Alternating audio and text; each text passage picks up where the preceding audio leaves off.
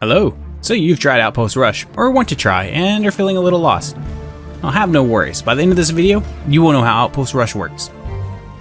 Outpost Rush takes place on a small map with a few different objectives. The main objective is to hold as many outposts as you can, which in turn grants your team points. The first team to 1000 points wins. To capture the outpost, you need to stand in the circle that is in the center of the outpost. Over time, standing in the center will cap the outpost for your team and begin giving your team points. Once an outpost is captured, you can use the store to buy consumables and you can begin upgrading the outpost. Few upgrades are building doors the enemy has to break down, building siege weapons that are located on the walls, and building a protection piece in the middle to block the outpost from being captured. The enemy must first tear down the protection to take the outpost. The upgrades to the outpost cost resources which can only be gathered and farmed in Outpost Rush.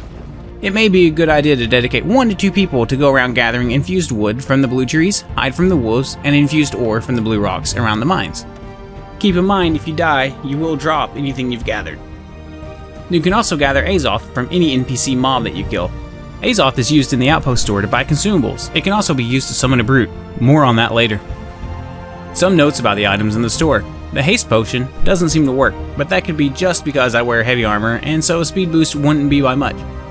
The haste potion in the 50v50 wars speeds me up quite a bit, so that's what I was expecting. The battle bread currently grants an additional damage reduction. Some argue it's between 20 to 40%. This seems to be unintended and will probably get patched out at some point, especially since it's not even in the description of battle bread. There is a location on the map where the Baroness spawns. The Baroness provides a buff to the team that gets the last hit. On top of this buff, the team also gets to freeze the score of the enemy team so they cannot gain any more points for 3 minutes. This can help you get back the lost fort without getting too far behind in points.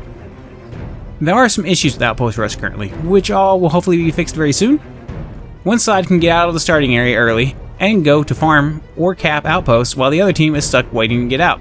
This has happened to us, but we still won the match anyway. So if you see this happening, just report it and keep your chin up. There is still a good chance you can win. Another issue involves the brute summoning. A lot of you are probably wondering, how do you summon and where do you get the summoning stones from?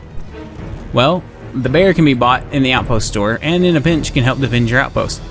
The bear is not as good as a brute and a small team can take it out fast, so only grab this if you need the extra power right then. Then there is the Wraith, and this one can do some damage but it's pretty squishy. All you need to do to get the Wraith is kill the big guy at the mines. To summon the Wraith, Bear, or Brute, you need to go to a summoning stone that is not currently in use. There are 2 of these at every outpost across from each door. Once you have the summoning token, you simply walk up to the summoning altar, hit E, click on the one you want, and hit summon. The Brute is a little more complex to get, and a team effort helps here. There is a summoning circle that shows up as a red circle on the map. This area has corrupted NPCs and altars to sacrifice Azoth to. Once your team has 500 Azoth, everyone can run over and put it on the altar. The last person to add to the altar gets the Brute token. But here's the kicker. If everyone that has Azoth holds E at the altar to sacrifice for the Brute at the same time, they will all get a Brute token.